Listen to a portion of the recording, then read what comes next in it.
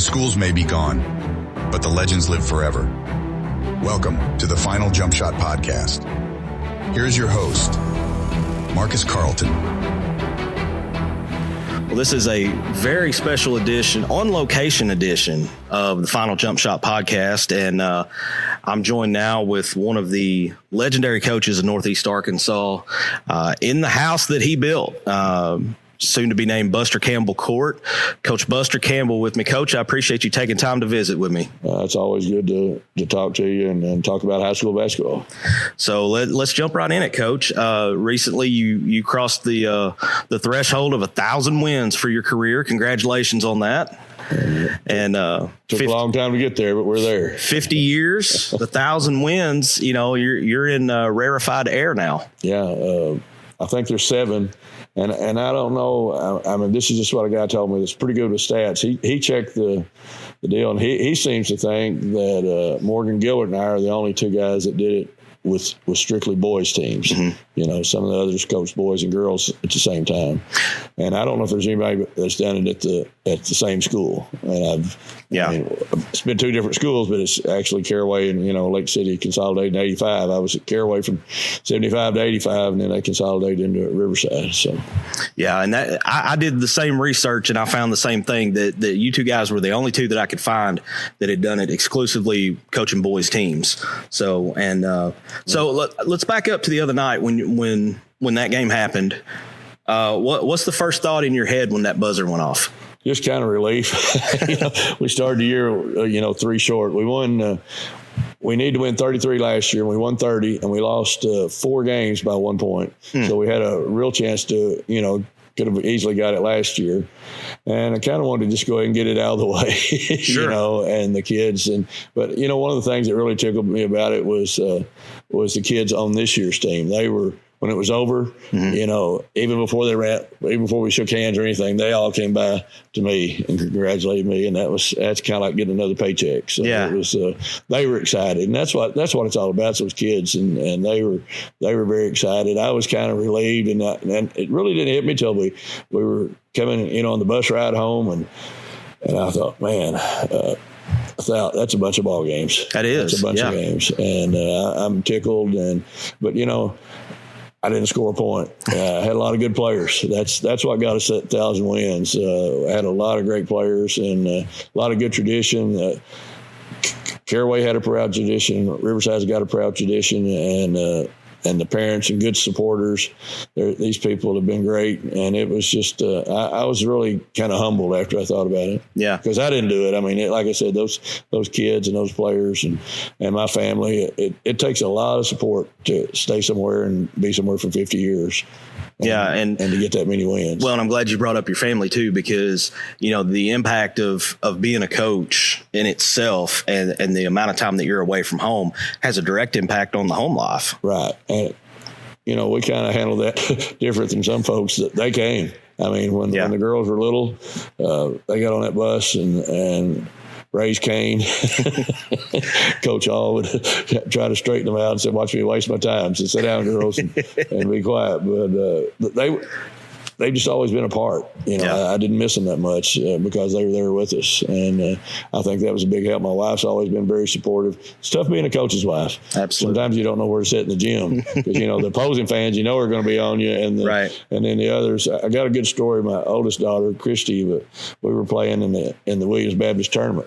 And there was a guy behind her that kept on calling me fat, bald, and stupid. And she finally got enough, and she turned around and she said, "That's my dad." And said, "He might be fat and he might be bald, but he's not stupid." And I said, "Well, thanks, Christy, I guess. You defend me a little bit." That's good stuff. So on the night of the 1,000th win, things almost took a scary turn. I saw some video from the locker room, and the boys were waiting to kind of spray you down with water bottles or whatever. And I'll let you kind of take it from there. Well, I thought about it earlier in the day. I said, they're going to get me, if we win. And I kind of forgot about it. Then I started in, and my little grandson was there, and I asked my daughter where he was, or no, I asked Linda, where's Canton? I want him to go in the dressing room with us. She says, well, I don't know where he is. And then I kind of thought, uh-oh. And then I thought, they're going to get me. Well, we opened the door, and there was enough water. You could have floated a boat. and I'm not a boat. I'm more like the Titanic, you know. And I hit that water, but then one of the kids fell in front of me, and I went sprawling. And I thought, oh, here we go. I'm going to break my back here in the dressing room. And I rolled over, and some of them they were doing water and silly string. They were shooting the silly string at me, and they were still shooting it at me when I was laying on the ground. And I told them, I said, call a wrecker and get me up. And about 4 or 5 of the kids helped me up. I was fine. Wasn't even really sore the next day, so I made it all right. But it could have. It was kind of funny. I think it scared the kid that fell on, because he's one of our bigger boys, thank goodness. So, but it was kind of funny. I don't know. I might have to blow you for the charge on that one, Coach. It looked like he had his feet set. He had his feet set. Yeah. So 50 years. Mm-hmm. Does it feel like you've been coaching that long? No, not at all. I mean, I get tired. You know, a lot of people have heard this line, but I've always, it's not like a job. I got out one year and worked in the family business there at the Jonesboro Auto Auction, and I was looking at my watch every day. It was a job. And at this, it's I don't want to say, it's kind of almost like a calling. I mean, I think you got to love it if you to stay with it. But the kids keep you young, and it feels like it's flown by. I've said this many times. I'm still wondering what I'm going to do when I grow up, because all I've ever done is go to school and coach. But like I said, it's been I wouldn't trade places with folks. I mean, everybody would probably like to be a professional athlete, but I mean, maybe that would have, but anything else, I think, best job in the world. Yeah.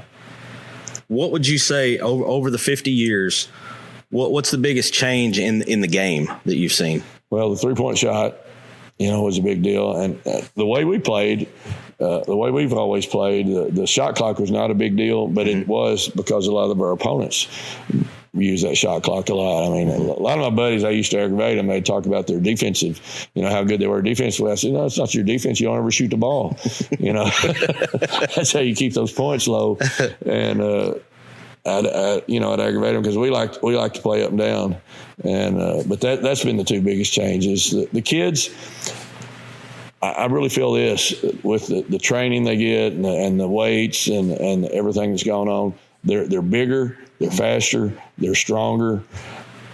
I'm not sure we've kind of suffered a little bit on some of the skill, but they get so much instruction and everything. I'm just going to be honest. When I first started coaching, there were in '75, there was a lot of guys. They were coaching because they came up and said, "Hey, you're going to coach boys basketball this year. Right. You're going to coach girls basketball." Well, the first girls basketball game I ever saw was when I started coaching. I'd never seen a girls basketball because they didn't have it in Arkansas at that time.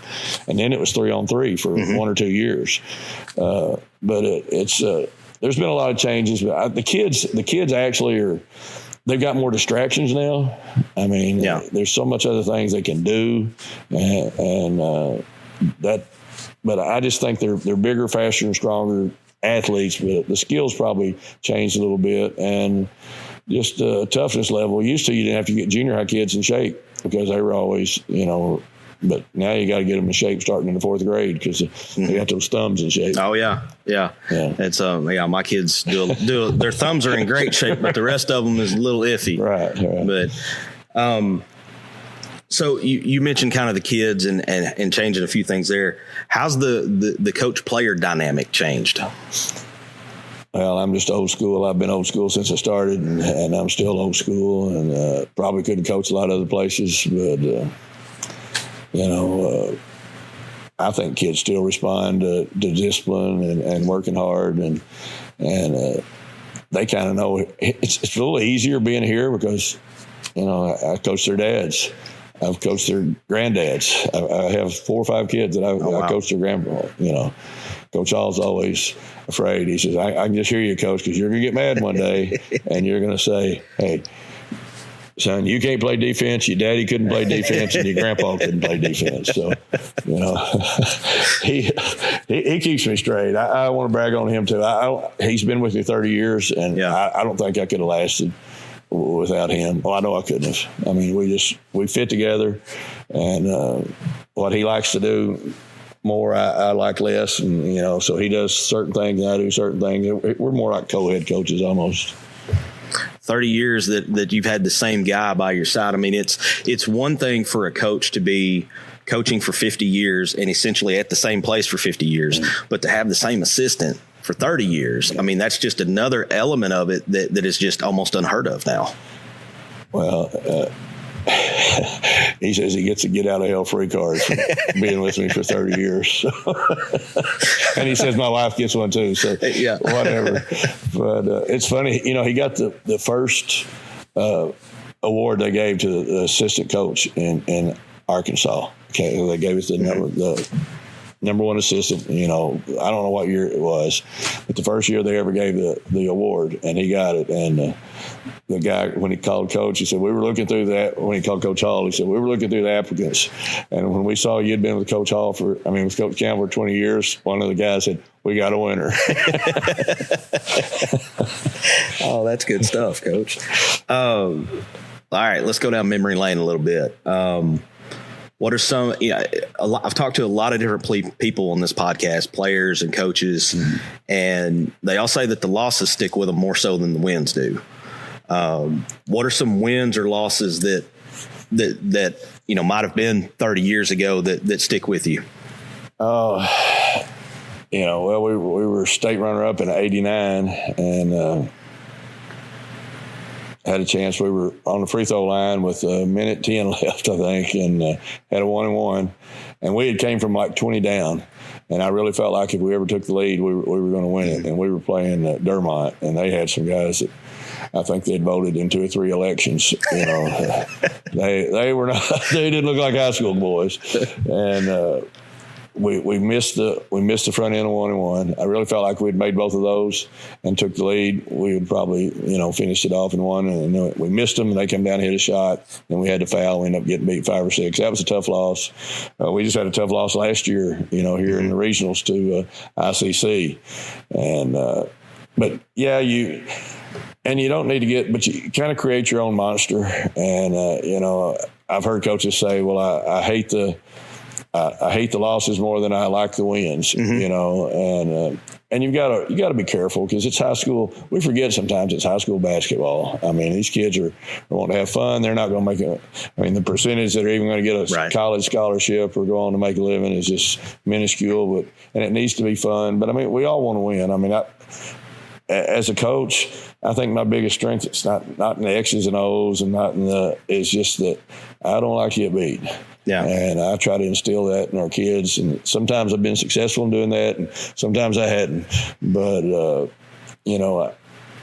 big wins, that when in the NEA tournament, when we beat BIC, we beat Earl in the state semifinals that year I was talking about. And when they had Arthur Cheers that played at ASU. Yeah. And we've had some big wins. We beat Cedar Ridge. Now, this was before the Reeves boys, but they were a funny story. One of my managers was Jeffrey Wisham, who's passed, and great guy, 6'4", probably 300. And we were going down to play them, and they were 38-0. We played them at Cross County. I'll never forget it. And we beat them, and then we were in the hallway there after the game, and there was fans from everywhere all over. And he said, "Well, now they're 38, and uh-oh." And I thought, Jeffrey, you're big enough to say that, but we might ought to go get on the bus. There's a bunch of them here. But that was a big win. There's been so many. I mean, really, they run together. I mean, I could. If I just sat here and kept thinking, but that's some of the big ones. And some of them were ones that wouldn't even be on your radar, that just by teams. I've had this happen a lot of times. I've had a team that was really good for 2 or 3 years, and when the kids that have sat on the bench for sophomore and junior years, and they finally get to play as seniors, that probably shouldn't have won 10 games, but they'll win 20 because they think you're supposed to. You know, it's ingrained in them, and those are big wins. And the ones that these kids just, you know, you see them get better as the year starts, you know, and you say, hey, guys, we're going to get there. We're going to get there. It's just going to take a while. And those are some of the most satisfying wins. How good is that feeling as a coach when you see a kid that, you know, may not have the most ability in the world, but he plays his heart out. Oh. And then you see the light bulbs start to slowly come on. And then by the time district tournament or regional rolls around, you know, he's as bright as a spotlight. Oh, yeah. Well, that's one of the rewards you get. I mean, that's what it's all about. I mean, we're not doing it for the big bucks. Right. You know, and it just seeing them grow up. I mean, you know, I've had, well, like I said, Friday night we're going to have the deal where they name the court after me, we've been calling players all week and getting people, and I'm really hoping a lot of them show up because that's one of the biggest rewards is when they come back and talk to you and you know, say, hey, Coach, I wish I'd listened to you. I said, well, I do too. But it is big. And a lot of them and their messages, you know, have just been, oh, Coach, man, that's great and congratulations, and that makes you feel good, warm and fuzzy, and you know, and of course. Now, you know, so you guys like me now. You know, I guarantee you, if they'd had a vote, you know, when they were in school after practice, I'd have probably got fired 4 out of every 5 days. So, but they kind of like you a little better after they're gone, and then they come and tell you, you know, you're getting soft. You don't, you know, you wouldn't let us do that. You know, so that's kind of funny. Yeah, I bet it is. Well, it's, you know, the testament of, you know, the players that come back and talk to you like that. You know, you talked about how much of a reward that is. I think, and I could be wrong on this, but I'm extremely biased towards small schools. Mm-hmm. I think you see a lot more of that at the small school level than you would at a 6A, 7A type school. Oh, definitely. It's even more, you know, those are getting now to where, especially, I don't know if you notice in the Little Rock schools and in Northwest Arkansas, the kids that the transfers every year. Yeah. I mean, it's like the NIL in high school, and that's coming. You know, I mean, well, it's already here. You know, in some states, and that's definitely. This is a great size school. You know, now there's some things we don't have. You know, that some of the larger schools do, but then there's some things we have that they don't have. Like you said, that camaraderie that you get, and. Yeah, because we care about them. I mean, they know us. We know their families. You know, we raise our kids with them, and you know, it is a different deal. Well, in a lot of instances, you know, you touched on this. You helped raise the parents. Now, you know, the ones that are parents and grandparents. You had a hand in that, you know, because they played for you. Right. So it is. It's just different. And I've had some friends that I've told about this, college buddies and friends now. You know, we talk about high school basketball, and you know, we talk about where we went to school, and some of them have gone to, you know, the bigger 5, 6, 7A schools, whatever. I explained where I went, and how small it was. And their mind is just blown. It's like, well, what did you do? You know, and like, look, guys, there's nothing I can say that's going to help you understand it if you didn't experience it. But the small school basketball in the state of Arkansas is just, it's a different breed. Yeah, it is. It's just, well, that's their life. I mean, when I was in high school and playing at Westside, I mean, they packed that gym every night. I mean, we were, you know, people would come up to us, you know, and support us and want to buy lunch for us, you know, and stuff, and do things. And it just, the community gets behind you, and you lose some of that in the larger schools. I mean, they have some other advantages that we don't have, but there's, I'd rather be at a small school, and I'd rather my kids be at a small school. So you touched on when you were in school. Let's go to Buster before you became a coach. So you've seen consolidation on several different levels. So elaborate on that a little bit. Well, those are familiar. I actually started school at Herman, which is where the bus shop is now at Westside. And there was a 3-room school there, and I'm really letting my age go here, but and there was 3 rooms and 6 grades, and they'd work with us a little while, and they'd give us an assignment and work with the other half, the other grade. There was two grades. And so I did that till the 5th grade. And then they sent us to Bono, and went to Bono through the 9th grade. Chester Barner Jr. coached me in the 9th grade at Bono. Okay. And then Ray Scott was our coach when we went to Westside. I was a sophomore when Westside started. And the story I like to tell at Herman, I went there through the 4th grade, and I can't remember the name of any of my teachers, not one of them. But I can remember the lunchroom lady, Miss Maggie, Miss Maggie Slavens. My wife says, "Well, that's no surprise to her." But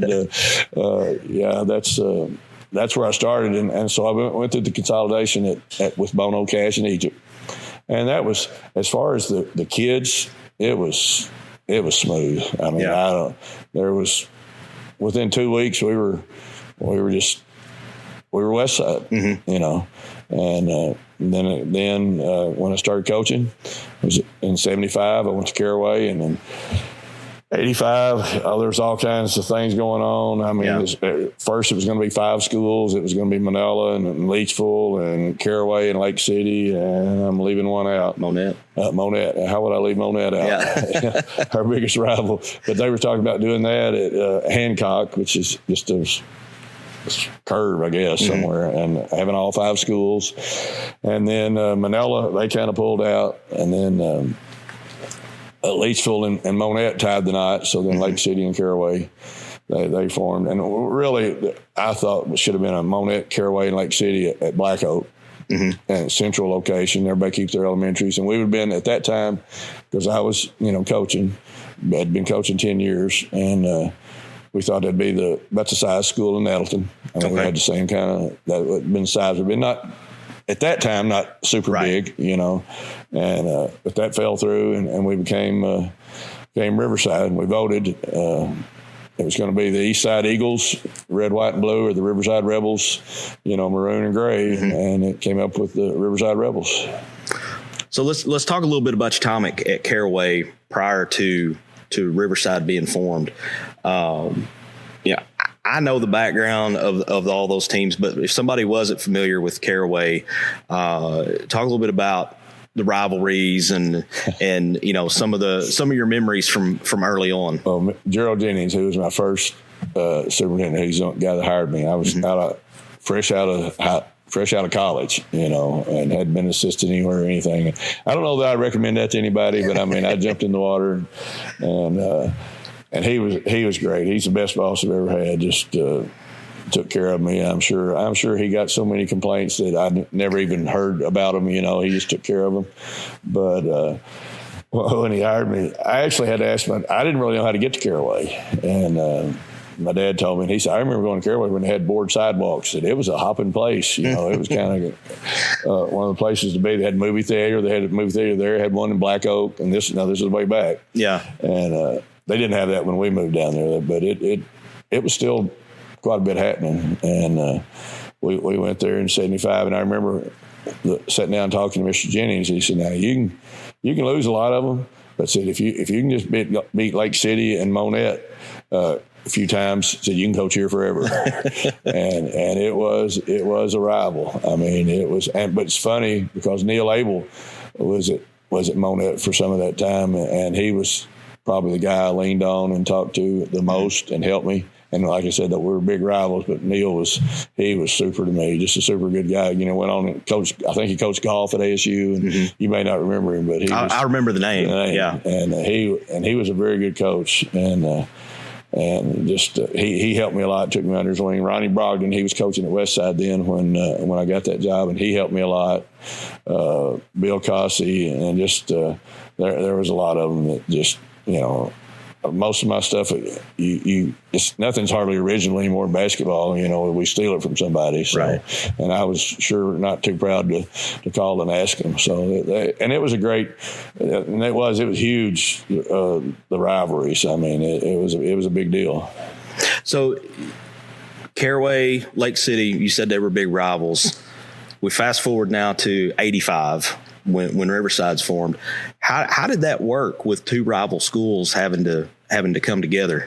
Well, we knew it's possible because Lisa Monette had just done it, the year before. Right. That was like two bulls in a china closet. So it was really pretty smooth too. Honestly, once again, the kids handled it better than a lot of times the parents. Mm-hmm. I'd had some parents come up and say, "Coach, how many kids you got from Caraway?" I said, "Man, I don't know. I don't even think about it." I said, "I don't care where they're from.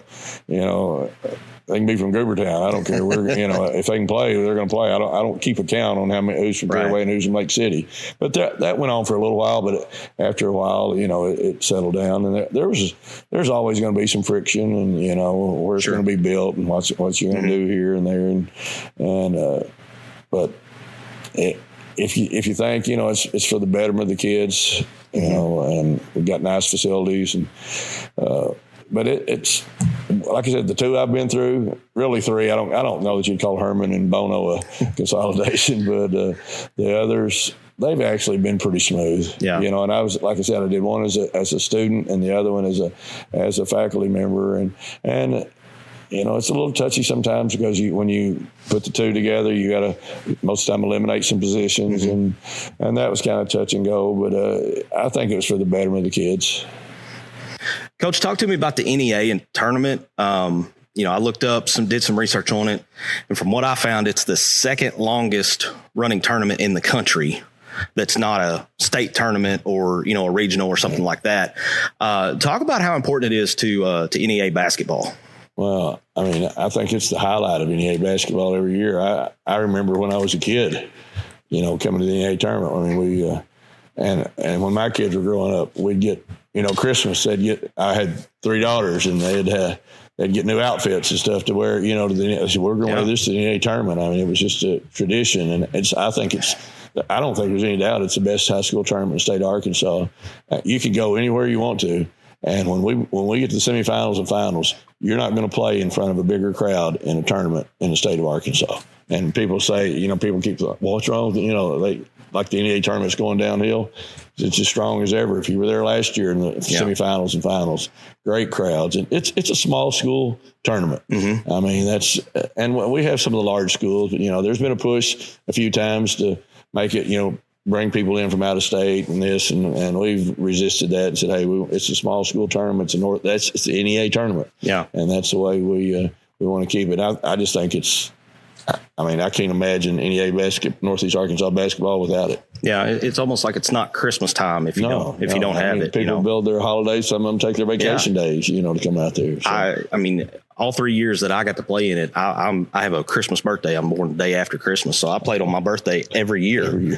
It was just kind of a rite of passage. Yeah. I'm glad you brought up the small school aspect of it, because from all the years that I've been affiliated with the tournament, either as a kid or, playing or just a spectator, it always seems like that, some of the bigger teams may come and go, but the backbone of the tournament was kind of the smaller schools. Well, the kids, they want to come play on that floor. They want to come to ASU and play on that floor. And that's a big thing for them.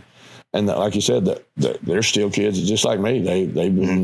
They've grown up on the NEA tournament, and they're small, and I got grandkids now. They've been going to the NEA tournament. They're 5 years old. They've been going since they were born. Yeah. And I'm sure they're going to want to play there. And that's what keeps it alive. And people want to see BIC and Riverside play. They don't care anything about seeing somebody from Mississippi play somebody from Northwest Arkansas. Right. I think that's what makes it unique. And you won't find anybody a bigger supporter of the NEA tournament than me. Any favorite memories from either coaching or playing in it? Oh yeah, when I was a junior, we played Searcy, and I went to high school at Westside, and we played Searcy. Lonnie Weber, who went on and played at ASU, he played for Searcy, and I think and this was the overall, they were ranked number 1 in the state, and we were ranked number 4. Oh, wow. And we played them in the semifinals, and they got us, but it was a good, really, really good ball game. So as a player, that was probably the highlight. And as a coach, when we first won it in 1980 at Caraway, it was Ricky Waters in that group. That was a big deal. And we won it twice here at Riverside, had a chance for a three-peat, and got beat in the third game. That was a big one. We had a huge win against BIC when Brooks Taylor was playing, and he was trying to set a record, and we held him to 1 point, and that was a big highlight. We also had a game where Zach Reynolds was playing, and we were playing Marmaduke, and I think we got down to 4 players with like 2 minutes left in regulation, and we went 2 overtimes. Wow. And they beat us at the end. The official missed a call. If it's hard to believe. Yeah. he called us out of bounds, and we were not out of bounds. And we were gonna ice it. I mean, they were gonna foul him, and I think he scored 41 or 42. But we had 4 guys against 5, and that was a great memory. But and then just being there with my parents had both been inducted as fans, in the Hall of Honor, and that was a big deal because they loved the NEA tournament, and it's just been a big deal for my family and many families throughout Northeast Arkansas. So, Coach, you talked about when we're getting ready to name the court coming up Friday night, been talking to former players, trying to get people to come back and stuff. I've got a video here of some people that wanted to say something to you. So I'm going to hand this to you. You can just hit play right there, and then hopefully the volume's up and we can.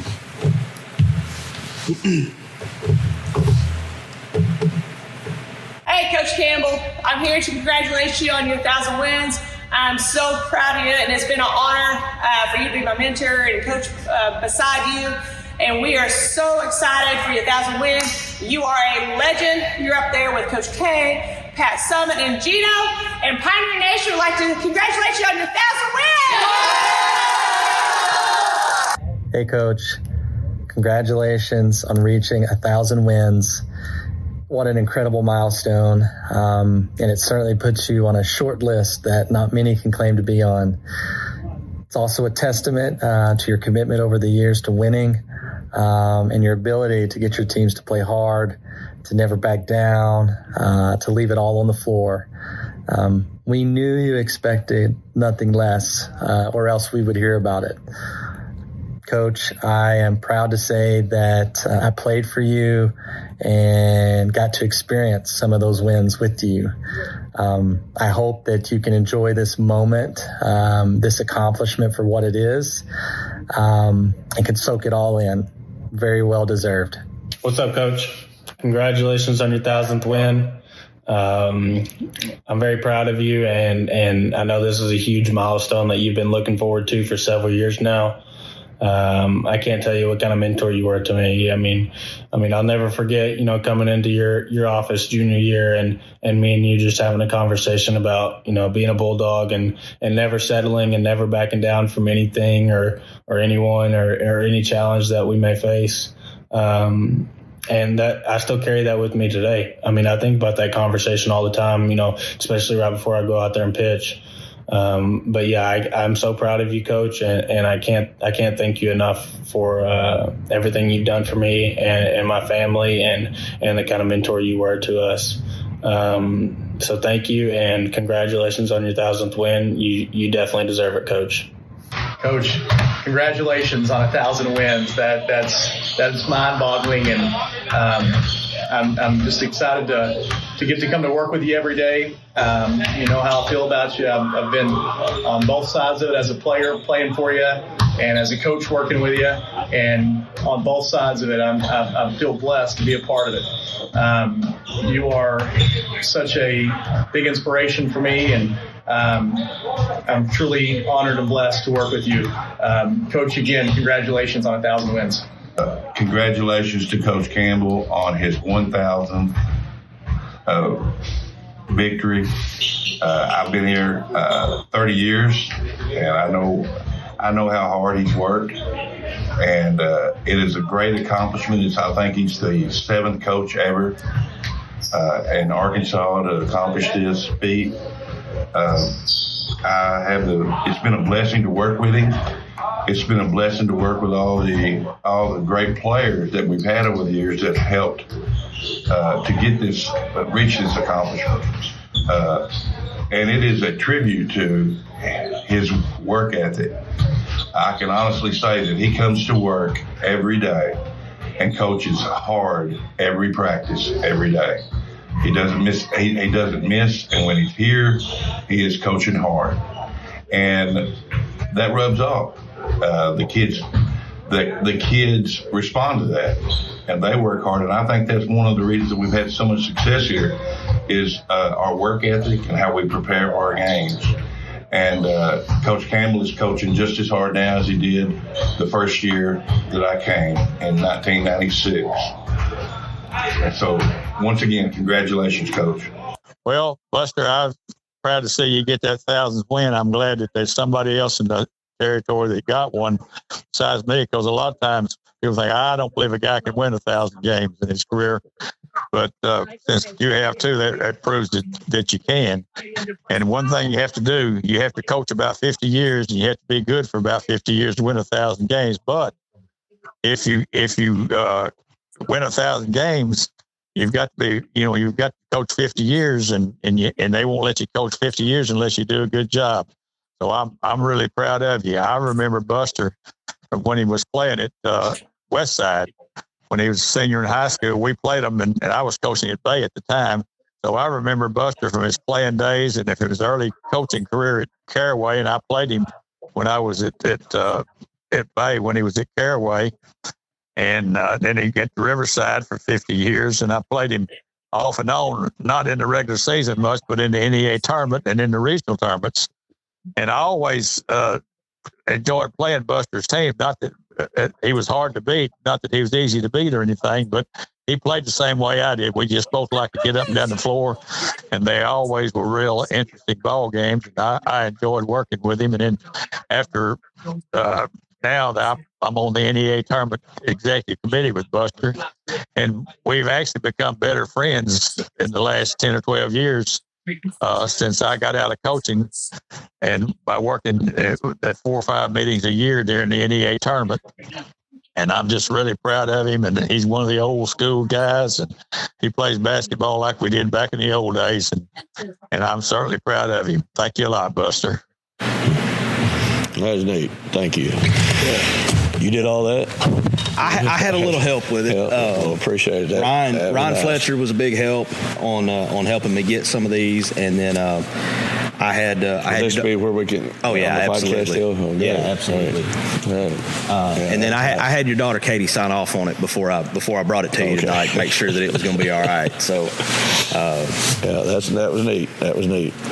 That Coach, that just kind of speaks to the impact that you've had over your career. 50 years, and we had several different people from several different areas there. I mean, you had a Major League Baseball pitcher, and you had Morgan Gilbert. Who's one of the other guys that has hit 1,000 wins in the state. Morgan's done something that will never be done again, though. The 1,000 wins in basketball and 1,000 wins in baseball. I mean, I don't think that won't happen again. No, I don't know that we'll ever see anything like that again. And I've been researching some things and talking with some other people, and I'm like, I don't know that we'll ever see anybody that coaches long enough to win 1,000 games again. And the one thing I'm proud of is one school. Yeah. Same place. Yeah. So this is 50th year we've talked about that, and looks like it might be the last here at Riverside. Well, I guess I was offered early retirement, but last April, the superintendent called me in and notified me that they were going to let me coach one more year, and then after that, they wouldn't renew my contract. So unless something changes, this will be it. Don't really need to get into. I don't really know what's going on or what happened, or I didn't do anything stupid or anything bad wrong. People think that I've done something, but guess I wore out my welcome. But maybe they don't think. I thought we were still doing pretty good. We won the conference 2 years in a row, but that's where we're at right now. So this is probably going to be it. So have you thought about after basketball? A little bit. It's kind of scary for my wife and I both. She's worked. I mean, she's been at 47 years, I think. She was off a couple of years when we had some of the kids were little, and so she's been with me, and we worked. Now the first 3 years she worked at Lepanto, and didn't have a job at Caraway, and so she worked at Lepanto. But she's been with us, and it's kind of another step in life that we got grandkids. So we got 28-year-old, and then 4 that are under the age of 5, and I'll soon have 5 in January. So, that's going to keep us busy, but it's kind of scary for both of us. It's been especially with the way this happened, it's been kind of a tough year, but we'll get through it, and we'll see what happens, what the future holds. I mean, we've got each other, and we got great supportive family, and I'm sure we're going to spend a lot more time with the grandkids, and it's going to be different. But I mean, everybody goes through it, and everybody faces it. So I'm sure we can handle it. We've handled lots of things down through the years, some ups and downs. So we can handle this one. Oh yeah, no doubt. I mean, you'll hit this head on the same way you have coaching your entire career. And I hope so. That tells me that you guys are going to be just fine with this, and I'll probably see more of you because my kids are at Westside, and I know that's where some of your grands I got are. A little grandson at Westside, a little warrior, and I got Christy is my oldest, and she's a nurse practitioner at NEA clinic, and she's got the 28-year-old, and she was the first one. And sometimes we forget when we talk about her grandkids now. She'll remind me. She still calls me Papa. She's 28 years old, but she's a sweetie, and she was the first one. And then now all these others. Katie's got a little boy and a little girl, and Kylie, who lives in Bolivar, Tennessee, 2.5 hours. But we can get over there pretty often. Yeah. And she's got a little boy and a little girl, and Katie's expecting a surprise. They don't want to know she's having one in January. So we'll soon have 5 under the age of 5, and that's the greatest thing in the world is grandkids. Yeah, it's it's kind of funny because I give my parents a hard time all the time because I'm like, y'all are not the same people that raised me. yeah, definitely. Oh yeah, they've told me a couple of times, Dad, if you don't do this or that, you're going to lose your privileges. I said, yeah, let's see how that works out. Yeah. But they're the best, and like I said, my wife, she's been so super supportive. And my whole family, all my brothers and sisters, and got aunts and uncles, and just everywhere they've. I think a whole lot of them are going to be here, Friday night, and I'm really looking forward to that. And it's like you said, to do what I've done, it takes a village, and that's an often overused phrase maybe, but it really does. I mean, I couldn't have done it without them. I mean, it's just not possible, and I'm really blessed to have had the opportunity. These people that have let me coach their kids, because I've been hard on them, but I think they know I love them. I think they know I've got their concern, but I mean, I want them to get better, and I think kids respect that. They know when you care for them. They do. They feel that, and even though, like I said, if they take a vote after some of the practices, I'd be 15 to old to fire him, but we'll get by. So last question, and then we'll wrap things up here, Coach. If there was a young coach just now getting his feet wet and just getting started, what's the one piece of advice you'd give him? Oh, it'd be a lot of pieces. You got to be yourself. There's all kinds of stuff out there. You don't have to go to clinics anymore. You can get on the internet, and I'm a big proponent of clinics. You go and you listen to these guys, and experience is worth a lot. But you got to be yourself. You got to find your niche. You can go to those clinics, and you need to get some ideas. Get some ideas from this guy. Get some ideas from this guy. And some things, I've been around some coaches. I learned some good things from them, and I learned some things I didn't think I should do. But just be yourself and be honest. Don't let them push you around. I mean, you got to stand your ground, and just and love it. If you don't love it, get out, because it's not going to work. I mean, I think you got to be dedicated, and those kids have got to know you love them, and that you'll stick up for them. And I mean, I tell my kids, I say, no, look, I may blow some smoke at the interviews or some of the newspaper guys or the TV guys, and I may tell them this and that, but I'm going to tell you the truth. Yeah. When we're fixing to play somebody, I think I might be a little different than some coaches in that respect, because I try to shoot them straight. I mean, they know when you're fluffing it. I mean, they know when the team you're playing, you maybe should win by 20. Yeah. And you're not going to fool them and say, hey, guys, we got to play. Just say, look, but we got to do it. We still got to do it. So just be honest, and like I said, be yourself, and be a good guy. Teach them responsibility and how to be a good person, and hopefully we can make some of these guys, good contributing members of society. There you go. Well, I imagine we'll have quite a few of those here Friday night when they officially name it Buster Campbell Court. And in my opinion, and I'm an outsider, I don't have any ties to Riverside, but in my opinion, naming the court is great, because this facility that we're in right now is beautiful, and without Buster Campbell, this facility doesn't get built. Yeah, I don't know about that, but I'm tickled, and I'm ready to get off that 1,000 win. I'm ready for 1,001. We played 2 games since then. We hadn't won one, so I don't know if that's a signal or what, but I'm ready to get on to 1,001 and see if we can't get a few more tacked on. Yeah, I think you've got several more lined up in front of you this year. Coach, I wish you the best of luck this season. And, hopefully we can work it out to where the Rebels finish their season down in Hot Springs. Well, that'd be great, Marcus. And I appreciate you and appreciate the support you guys give to and keeping high school basketball and the small schools in the spotlight.